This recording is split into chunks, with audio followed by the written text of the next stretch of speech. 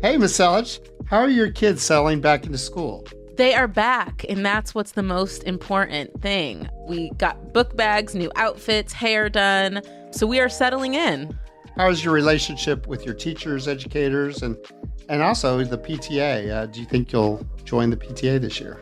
You know, to be honest, the PTA has always seemed very overwhelming to me. But this year, I think I'm going to jump in and join. I have a really great relationship with all my kids' teachers. I'm a huge advocate and admirer of all the work and effort that they pour into my kids. And so I try to do my part and pour into them as much as I can. My oldest just started second grade, and I feel like now's the time. Yeah, these are the relationships that are so important. It's that relationship parents have with their teachers, and working together really is an important collaboration. Absolutely. I mean, it takes a village.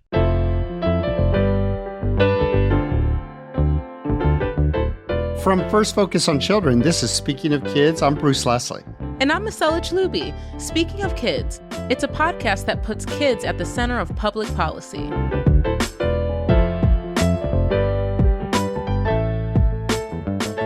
So Bruce, what we're really talking about is basically the simple relationship between parents and teachers. And nowhere is that more of a hot button issue right now than in the idea of parental rights, parents' rights. We hear the phrase all the time. When we use it, it sounds innocuous, right? But it's pretty loaded. It's a loaded concept, isn't it? Yeah, absolutely. Parents' rights is the concept that parents will take over the decision-making in schools, and it really does marginalize the role and the expertise of teachers and educators, but it also really undermines and marginalizes children. And I think that what's important here is that education is really about so many things, but let's be clear, it's really first and foremost about the kids. It really is a kids' issue. Parents certainly have an important role to play, but it is to work in partnership with teachers and other educators to serve kids. Rather than a self-centered agenda focused upon parents, the vast majority of parents want what's best for their kids. Right. I mean, as a parent of 3, I definitely want what's best for my children. And, I want to have a voice at the table and work with teachers. I have, the utmost respect for teachers. They have, one of the hardest jobs in the world and the most important job, right? But it seems like the phrase and the concept of parental rights has kind of taken a two-pronged approach where at its core, when you think of parents and teachers and the relationship, it should be a healthy, balanced relationship and also should very much include kids. But it seems like there's another growing agenda that's kind of being masked under the guise of parental rights that looks and at least feels for me a little different. What do you think? I think from the parents' rights perspective, it is really narrow, and it is about the rights of some parents over other parents. There's an agenda being pushed of, banning books and imposing speech codes on teachers, whitewashing history, whitewashing science and literature. It's those kinds of things that most parents actually don't want. Parents want their kids to be challenged, and they do want an education that really presents kids with the full truth. And the thing I love the most about our organization, First Focus on Children, is the fact that we do work on the cross, right? So we understand that when you're looking at an issue like education, it's not just education. It's what did children eat that day? Are they showing up to school hungry? There's a huge nutrition aspect of it. Also, people don't always think about the child tax credit as it relates to education, but we know that that has a huge impact. The little bit of support month over month, that will likely trickle down to a healthier meal, healthier options, not having to worry about, hey, can I afford aftercare or an after-school activity? So we understand the importance of the holistic vision around parental rights and parents' rights, and we want them to be at the table. But again, it feels like there's another agenda that's kind of taking hold that doesn't feel like it's centering children at all. Yeah, absolutely. And most parents, really what they want is something that helps them and their kids thrive. And so that agenda, as you said, is an agenda that really supports full funding of schools. It supports their nutritional needs, their healthcare needs. A kid can't learn if they're hungry or they're sick or they're living in poverty. And so you also mentioned the child tax credit.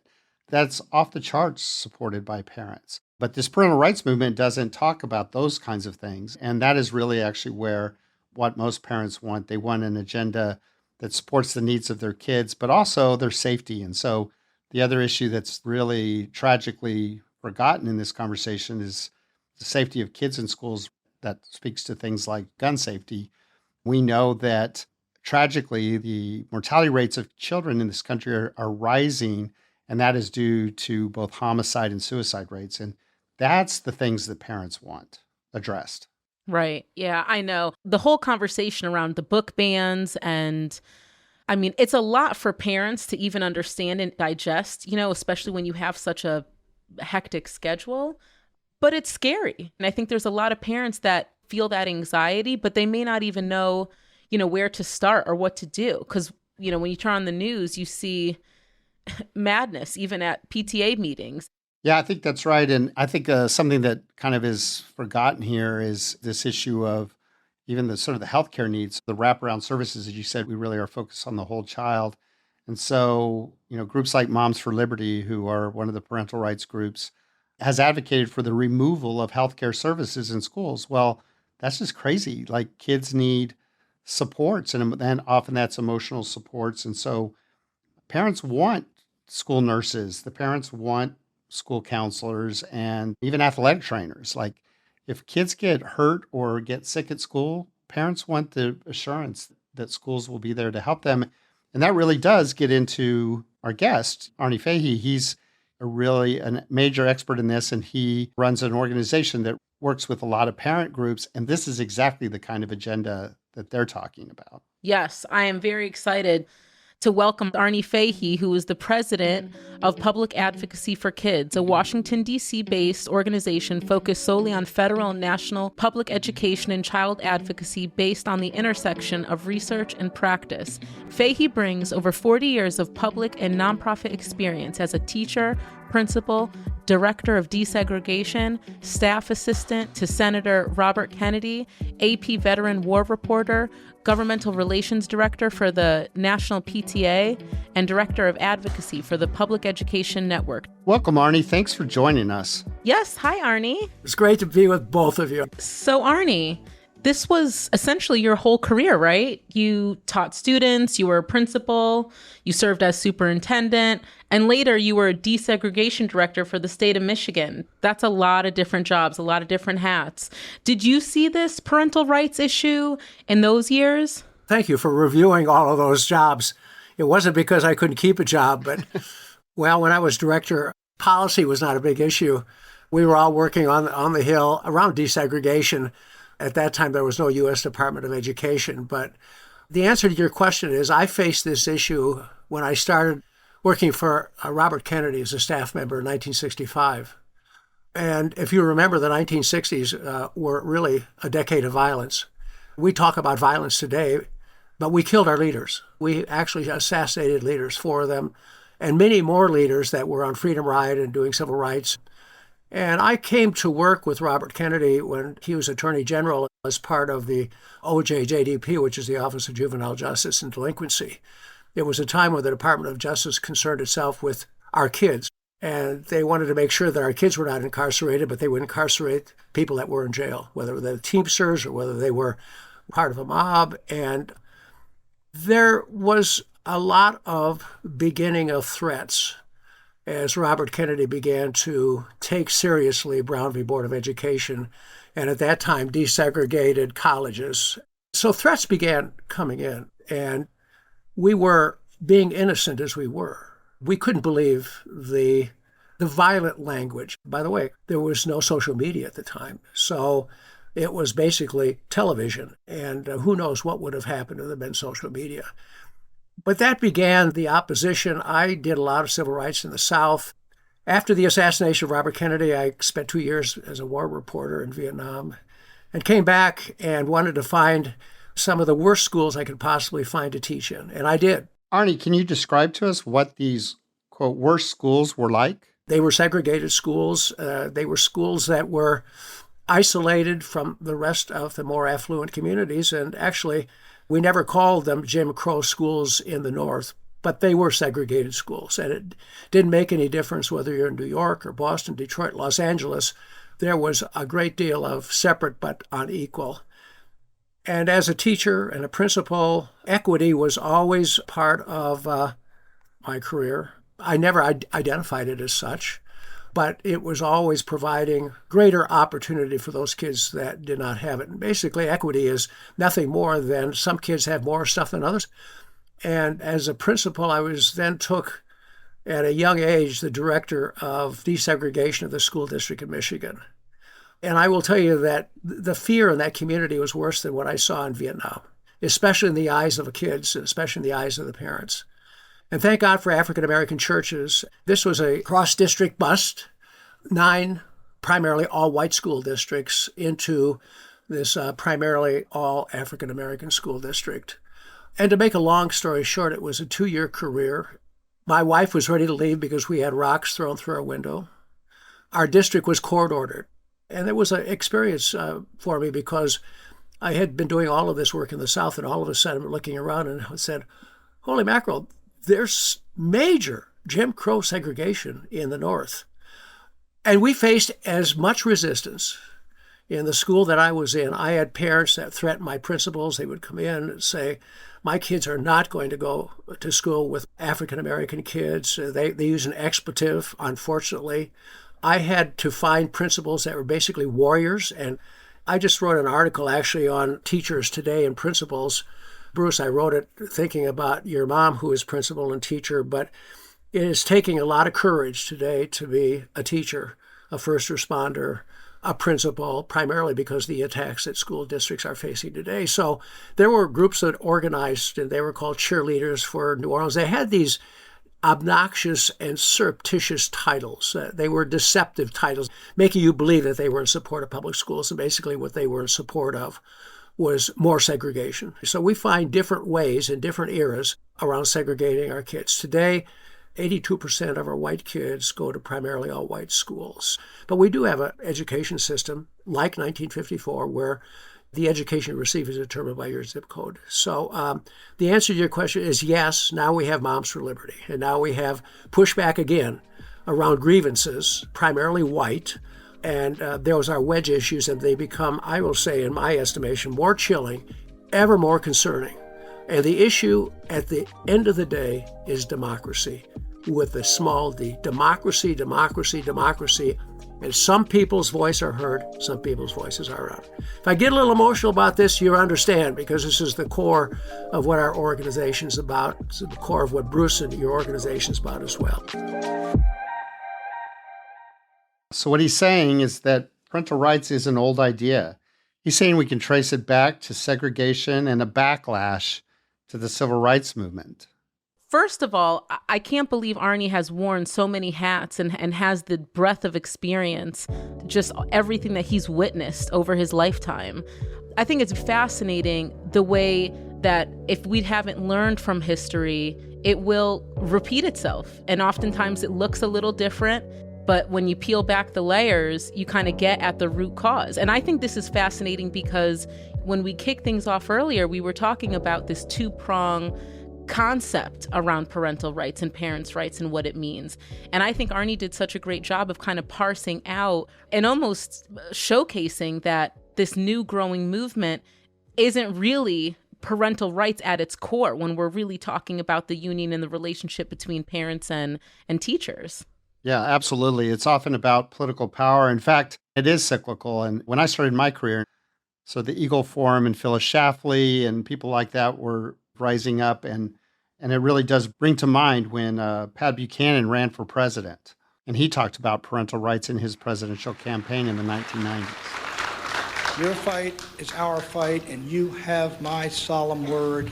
I will shut down the U.S. Department of Education, and parental rights will prevail in our public schools again. So we wanted to ask Arnie about that evolution, and we'll be talking about that right after this break. Making the world a better place for all children can seem like an impossibly huge task. Some of you may be thinking, I am just one person. What could I possibly do to make a difference? I'm Layla Nimatala, Vice President of Advocacy and Mobilization at First Focus on Children. And I'm inviting you to join us and become one of our volunteer advocates, whom we call our ambassadors for children. Ambassadors are our most active child advocates who raise critical issues with the U.S. Congress and with the administration related to child policy and funding decisions, both for kids in the U.S. and worldwide. But don't take my word for it. We asked one of our ambassadors to share her experience. My name is Amy Jo Hutchison. I'm a born and raised West Virginian who also happens to be an economic justice organizer, and I'm the founder of a grassroots movement here, Rattle the Windows. What drew me to the ambassador program with first focus on children was my lived experience of poverty. As a mother of two, living in one of the poorest states in the nation, advocating for children in poverty is very personal to me. A lot of people see numbers when they look at data and reports, but when I see new findings and reports on child poverty, I see my kids, and I see their friends, our neighbors, and the people who I interact with every day. And I trust First Focus on Children. I have personally stepped into spaces that they've created for parents like me to be heard. What would I tell someone thinking about becoming an ambassador with First Focus on Children? Well, first of all, very few, if any, huge shifts in the way our country addresses economic justice issues have taken place without grassroots involvement. First Focus on Children has created an entry point for people like me to get involved with this ambassador program. It's an easily accessible way for us to become engaged, informed, and to turn our pain into power. I really hope you'll join them. So please join us, won't you? Check out campaignforchildren.org/ambassadors on how to become a First Focus on Children ambassador and to link up with our fabulous community of committed child advocates. First Focus on Children is a bipartisan advocacy organization dedicated to making children and families the priority in federal policy and budget decisions. First Focus on Children moves beyond individual issues to serve a more important role, educating lawmakers and the American public about the issues facing children. Check out our new newsletter, The Alliance for Student Liberty. This newsletter puts a spotlight on public education. Stay up to date on the policies and events that are impacting our kids in school the most. Be sure to check out the tools filled with actionable information on how you can make a difference in your community. As you know, it takes a village. To learn more about our work and subscribe to the Alliance for Student Liberty newsletter, go to firstfocus.org. And also stick around. Lily Clam will be highlighting what's going on with public education in our upcoming segment, Legislative State of Play.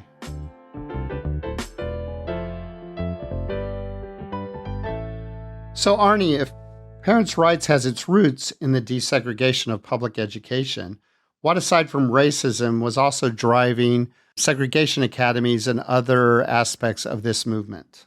It was amazing when they put together the Constitutional Convention that said that all men, and now women, and everyone are really equal. And there's flaws in this government, but it can be fixed. But many of the issues that we're facing doesn't go back to 54. It doesn't go back to Jim Crow. It doesn't go back to the Civil War. It goes back to the founders and the people that they excluded in their school system, which were indigenous people, African Americans. And in many cases, this issue of exclusion is so difficult to tamp down and get rid of. It is baked in the system, and it has historical roots. And one of the things I understood very early is that every parent wants the best that they can possibly get for their kids. And the other lesson I learned as a school administrator, but also as a desegregation director, because the parents who saved me were the parents who wanted their children integrated and improved, didn't have that kind of opportunity. I quickly understood that democratically conceived public education, as Horace Mann conceived it, was that parents and the community were the public. Everyone needed to be involved in supporting their public schools. The public school was conceived as an institution that brought the common good around the common school, around rich and poor, paid for by taxpayers, where the money went into the schools. The anti-public education movement started with John Birch, the John Birch Society, in the mid-50s and late 50s, and it began around the opposition to integrated schools. And the Republicans, the John Birch Society affiliated itself with Republicans. Republican leaders were able to sweep the extremists under the rug. They were there, but they were a small, marginalized group of the Republican Party. Interestingly enough, when I came to the Hill, the biggest supporters of public education were my moderate Republicans, my Lincoln Republicans. They were the biggest supporters. Republicans supported their public schools because of local control and because of local decision-making. In fact, they were really opposed to the Department of Education because it would be sort of the Board of Education. What happened then in the late 70s and early 80s is that we had the beginning of what was called the outcomes-based education war. Those were a small group of parents who were opposed to outcomes-based education for whatever reason. And then we had parents who were opposed to school-linked health clinics because they thought that schools should not be providing school-linked health clinics when all of the research showed that if you had health clinics integrated with your high school, along with counselors and nurses, it benefited tremendously not only the kids and their families, but benefited the kids in terms of student achievement. There is no parental monolith, number one. And in this current environment of parental rights, number one, most of the parents, as polled just recently by Axios, but also Celinda Lake, who's a pollster in Washington, D.C., so that the majority of parents are very satisfied with their public schools. But at the same time, there is a group of parents, Moms for Liberty, and other extremist groups as identified by the Southern Poverty Law Center, who are anti-government and anti-school. And this anti-government really began, I will have to say, when politicians began running against government. We're having it come back around because now Moms for Liberty just tweeted that they do not believe that schools should be doing healthcare. So we shouldn't have school health. We should not have school nurses, counselors, athletic trainers. So we're having this debate again. So what is it that parents really want? And when you're talking to parents, what is their real agenda here? The one thing that has not changed in terms of the issues is that usually these campaigns are not about what people are for, but they're usually about what people are against, right? A small group. The second is that parents are not a monolith, so that in the current parental rights movement, not all parents are represented. African American parents are not represented. Hispanic parents are not represented. LGBTQ parents are not represented. There's a whole lot of parents who are not represented, yet a small group of people insinuate that they're representing all 54 million kids and their families. And by the way, we have 13,000 school districts in the United States, so there's 13,000 school boards. What they would like to do is, through intimidation and through raucous school board meetings, and some of the school board meetings have turned violent, but by intimidation, they would like to impose their worldview, whatever their worldview is, on the rest of the parents. As you know, we are a national policy organization. As much as we try to focus on national policy, we are spending more time in the field talking to parents who are absolutely alarmed about what is happening in Florida, for instance. When it was a good state, we didn't have to go through all of the woke laws and don't say gay and the parental rights laws. But the third piece is these groups now are totally well-funded and well-connected. They have a lot of national money. That money does not come in from local communities. They're driven at the top. And what really is interesting is for a group of people who want parental engagement, they have just passed a parental rights bill at the national level that would impose national. Now, the bill is not going to pass the Senate, but they would do away with local control, and the same way with the states that are passing these laws, and take away a lot of decision-making, local decision-making that parents at one time had. And the last piece is that they have an increasing membership and media attention.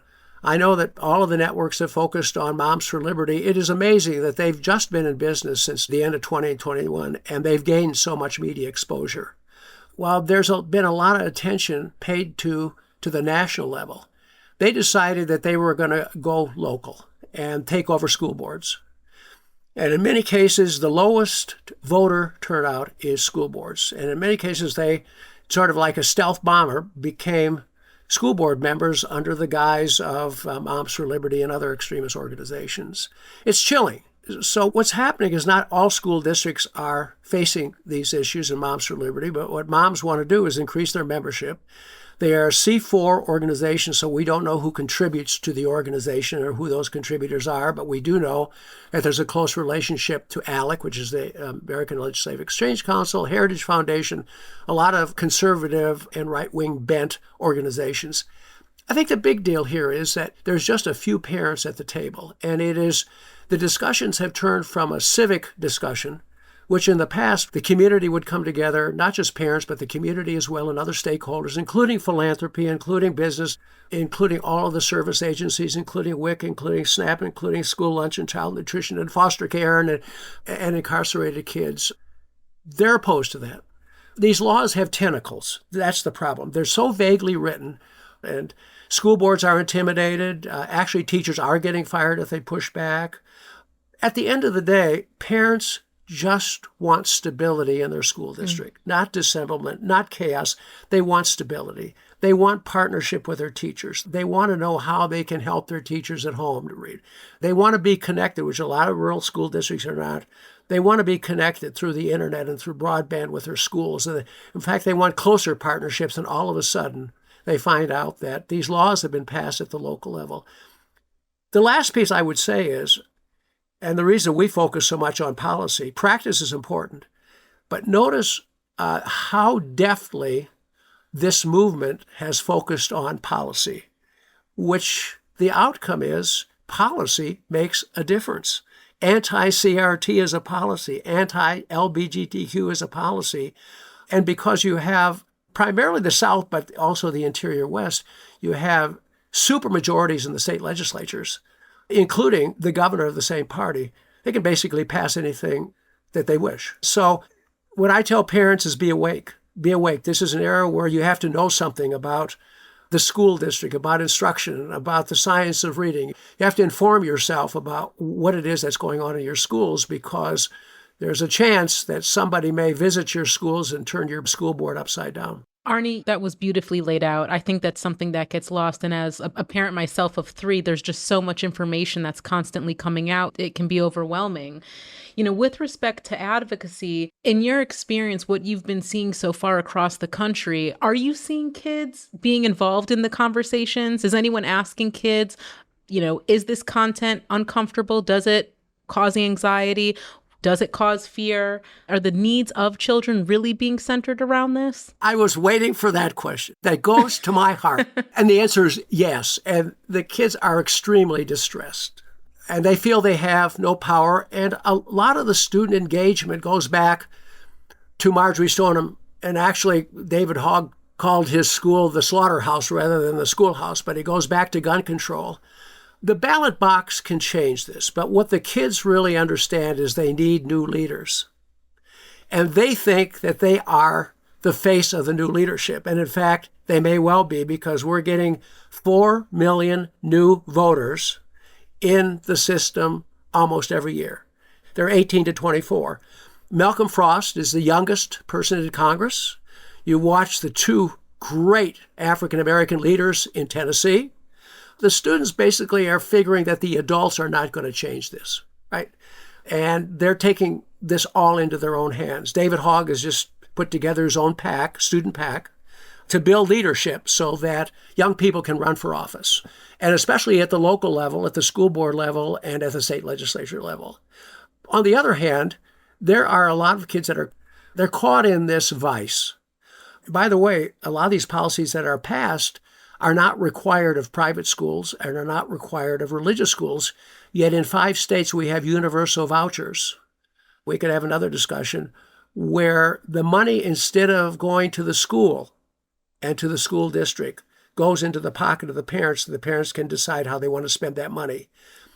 All we know is that when that happens, and that happened with an early court case in Charlotte, Mecklenburg, North Carolina, the court decided that choice, especially a choice that is universal, where everybody gets a tax break, that creates even further segregation. So yes, the answer to your question is yes. Now, not enough students are engaged, but we have a lot more student protests. And I think, if I'm not mistaken, that the feel that I'm getting is that more and more students are going to be allowed to protest outside their school building. We haven't talked about book banning. Florida's banned 1,600 books, and now they've just banned Shakespeare, The Baird, a 400 years book, and it's being banned because there's sexual innuendos in Shakespeare. And so teachers and students are caught in the middle of this. The problem, they understand, not only they're getting false history in Florida if the African American curriculum gets passed, but they're also pushing back on AP psychology, AP African American history. And there's going to be a lot of students in Florida who in the past received those kinds of courses where school districts will be totally afraid and intimidated to provide those courses, primarily because they're fearing a lawsuit by Moms for Liberty, other parent organizations. Yeah. Now, I want to put this back in balance. Parents must be involved. This is not anti-parent involvement movement. It's not a Republican issue. It's not a Democratic issue, Democratic Party issue. It is an issue of democracy and how do we get all the voices at the table. You and I have talked a lot in the past about really kids do stand at a crossroads, and there's sort of two agendas here that we're talking about. So on the one side, we're talking about this whole agenda that's sort of led by book banning and censorship and speech codes and curriculum whitewashing that includes the whitewashing of science and history and literature. And then on the other side, there's an agenda of making investments in kids, of really supporting them and their needs. We really do stand at a crossroads. What's your best advice and what makes you optimistic that we are going to have success in this battle of the two agendas? Well, I think I'm conflicted on that question. I think I am heartened by the number of young people coming into the system, I will have to say. And when I'm on the Hill and I get tired of adults, I just go to find myself some kids. And being a former principal, the first graders and second graders give you a lot of hope, I will tell you. But my juniors and seniors in high school give me a lot of hope. For the first time, I have a high school intern this summer from one of the DC high schools.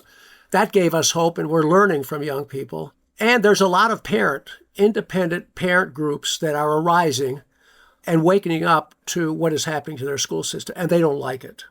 The other part of the strategy of Moms for Liberty is to create this distrust of an institution.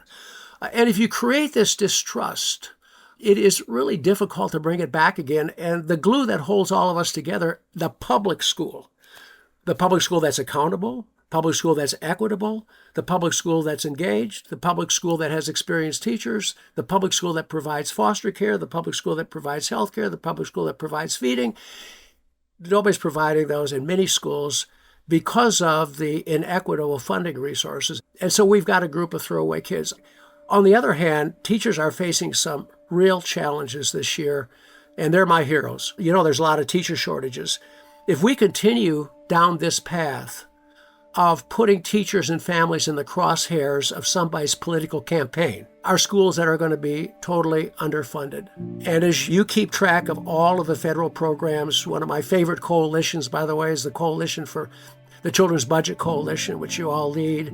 I couldn't do it without you. That budget book is dog-eared, and I've printed it out and sent it out to everybody. But as you know, when we take a look at how the federal funds have decreased in terms of kids and increased in terms of adults, kids don't constitute much more than 7% of the federal budget. Yet they're looked to reduce the deficit. We're going to reduce the deficit on the backs of poor and disadvantaged kids, LGBTQ, and the needs that kids have. The other thing that's risen in our organization is the quality of education and opportunity that kids get in rural communities and tribal communities, which are frequently the most underfunded. That's what parents are concerned about, right? They're concerned about feeding their kids. They're concerned about where the next paycheck is going to be. They're concerned about living wage. And they're supportive of having an inclusive school. They want their kids to be in an inclusive school. There's this myth going around, and this is what This is this disinformation campaign that somehow parents are dissatisfied with their schools. They don't want equity and they don't want diversity and inclusion in their schools. That's totally false. We know that that's not true. And so trying to get rid of the diversions and begin to focus on the real issues of our kids, including college access, including career and technical education, including experienced teachers, including building a pipeline of teachers and counselors and nurses. That's what parents are concerned about, and they want that. Yeah, absolutely. So we've got to bring those parents together, build those coalitions, and get those parents at the table and have an equal discussion. And I think this is an opportunity for schools to bring the community together. There's 13,000 of these communities around the country. It's a real opportunity for superintendents and school boards to bring their communities together to really have a conversation about the curriculum, a conversation about what the role of parents should be, what the role of school boards should be, what the role of the state legislature should be. I think this is a teaching and learning opportunity. I think if we don't take advantage of it, our public schools are in a lot of trouble. We will lose our public schools. Yeah, absolutely. And the work that First Focus does is my model, to have an organization like First Focus that really does put children first. It makes first really a practical and a relevant goal. I think is just absolutely fantastic. It would be a void in this town, in this community, in this country without First Focus.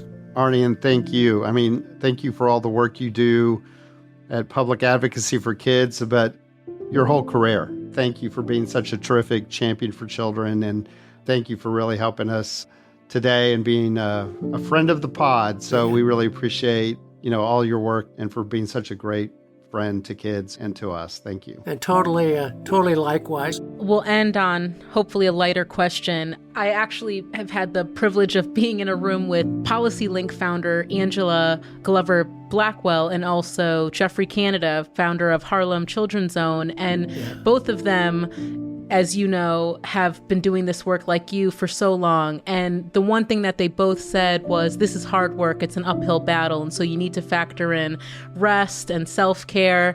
And so I'll end on, what's a song or some songs that really give you inspiration and some hope as we think about the future? Oh, We Shall Overcome, without even thinking about it. What we're really looking for are lifelong advocates, because these issues will never go away. And I think the last piece is policy makes a difference. And in many cases, we get killed at the policy level because we're so focused on other things besides policy. So policy may be mundane. It may be put some people to sleep. Boy, I'm going to tell you, it really does make a difference. Well, keep the faith, Arnie, and thank you so much. Oh, my pleasure. It's great to be with both of you. I tell you, it's really made my afternoon and really enjoyed seeing you guys.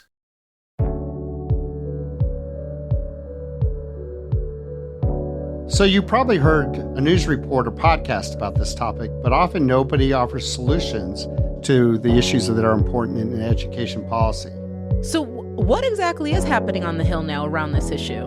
One of the biggest things that happened this summer was the House of Representatives took up legislation called the Parents' Bill of Rights. The bill number was H.R. 5, and this is very similar to bills we've seen across the country in states like Florida, Texas, Oklahoma, that have also been considering this concept of Parents' Bill of Rights. And it does, as you said earlier, sound really innocuous, but the problem is it really does divert and marginalize students in their own education and really does take away from the expertise that educators have and really does start to work toward micromanaging it. There's several things that we really disliked about the Parents' Bill of Rights here at the federal level and why we opposed it. And one of those reasons was it really does create new significant bureaucracy and red tape and reporting requirements that, again, when you start doing those kinds of things, you're actually increasing costs and you're taking away time from what really we should be doing is spending that time and energy and effort on educating students. It also does things like it promotes and facilitates book bans and censorship, which is not something that we should be doing. Instead, we should be working toward gaining kids access to books, literature, reading, and understanding. It also threatens access to healthcare in schools, and including the privacy and confidentiality of students. It also promotes division and animosity between parents and educators when we actually need them to be working together.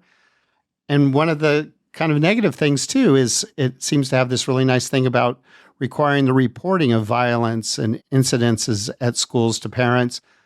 But instead, really what parents would want is that we're actually working to prevent the violence towards students, educators, and teachers, and even in school boards. So it sounds like this bill is actually harmful and not helpful in any regard. And there's likely a lot of parents around the country, grandparents, teachers, all those that care about children that want to support. So what can we do to advocate for public education? You know, what parents really do want is a really well-funded public schools for their kids. And they also want to make sure that when kids are learning, they're being challenged and that they're being taught to think for themselves. And so there's not an agenda being pushed down their throats. In a lot of ways, what we really want to get at is giving kids the full history, so both the good and the bad. One of the things about bills is they really try to whitewash history. We need to know the whole truth and provide that information to students. And so what kids really need is access to a quality and equitable public education. They need a right to safe schools and supportive learning environments. And they should also be given the ability to participate in their own education and have information that treats them with respect and dignity. Those are some of the major things I think that we should really be thinking about, in addition to sort of what we talked about earlier, were things like wraparound services. So kids should be provided services and access to healthcare services in schools. This idea that we should ban that is harmful to their well-being. And we also believe that kids should have full access to food and nutrition. You know, Bruce, I couldn't agree more with you. And to talk a little bit more about the issue is Lily Clam from our team. Lily leads our education portfolio. She serves as Director of Education Policy. Lily, what are your thoughts? We were just talking about, what can parents and those that really support kids, what can they do to advocate? And also, what, in your opinion, is going on in the space around this issue? Yeah, thank you so much for having me. We recently launched a newsletter where we talk exclusively about this issue called the Alliance for Student Liberty, which works to provide insight about the recent attacks on LGBTQ plus students, privatization of public school funding, and efforts to ban books. In the newsletter, we provide up-to-date information on these topics, as well as giving examples of how the public has fought back against them and won. We also provide tools with actionable information about how to make a difference in your community. Recently, we've covered topics such as Moms for Liberty, who have the support of prominent politicians like Ron DeSantis, Donald Trump, and Nikki Haley. The group has been identified as an extremist far-right organization, holds ties to the Proud Boys, and has quoted Hitler in their newsletter. We've also discussed the recent education changes in Florida, which alter the curriculum to emphasize how slavery was normal, inevitable, and created positive benefits for slaves. We've recently talked about the book bans, where over 80% of book bans are about LGBTQ plus characters or characters of color. By the way, the vast majority of the public disagrees with book bans, and just 11 people were responsible for 60% of the book bans in the 2021-22 school year. Students' ability to read books overall has been under attack. For example, in Citrus County, Florida, around 4,000 students completely lost their ability to use their school libraries because the district implemented an opt-in policy for parents, where parents have to fill out a form to give permission to use the library.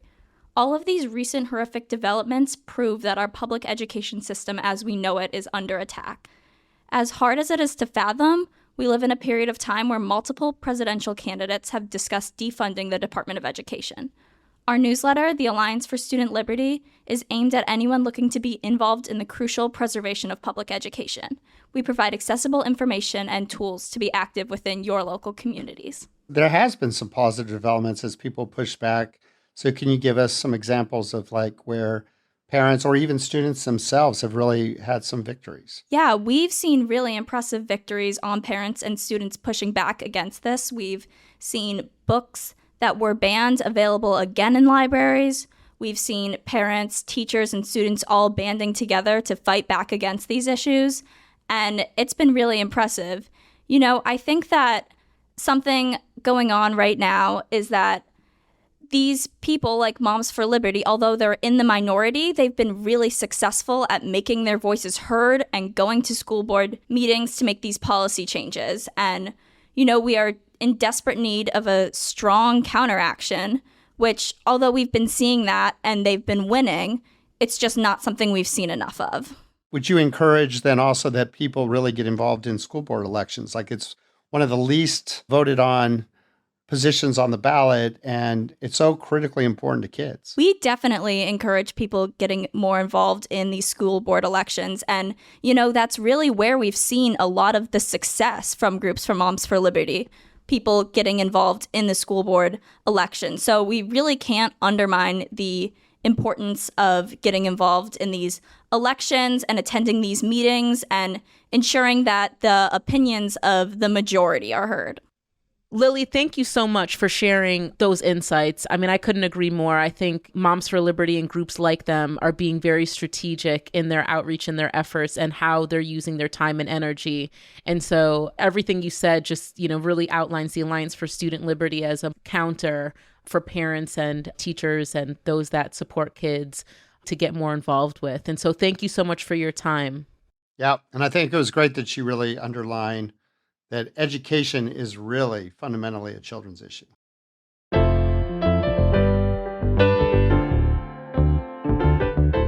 This is Speaking of Kids. Thanks for listening. I'm Bruce Lesley. And I'm Messellech Looby. Special thanks to our guests, Arnie Fege and Lily Clam. Speaking of Kids is a podcast by First Focus on Children. Elizabeth Wyndham is the supervising producer, and Julia Wyndham is the associate producer. Layla Nematala is the advocacy and mobilization producer, and the senior producer is Jay Woodward. Our theme music is Don't Look Twice by Sam Barsh.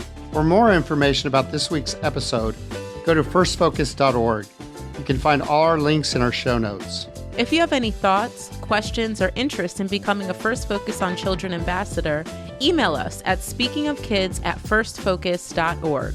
And please follow, rate, and review on Apple Podcasts or Spotify or Google Podcasts. Speaking of Kids is produced by Windhaven Productions and Blue Jay Atlantic.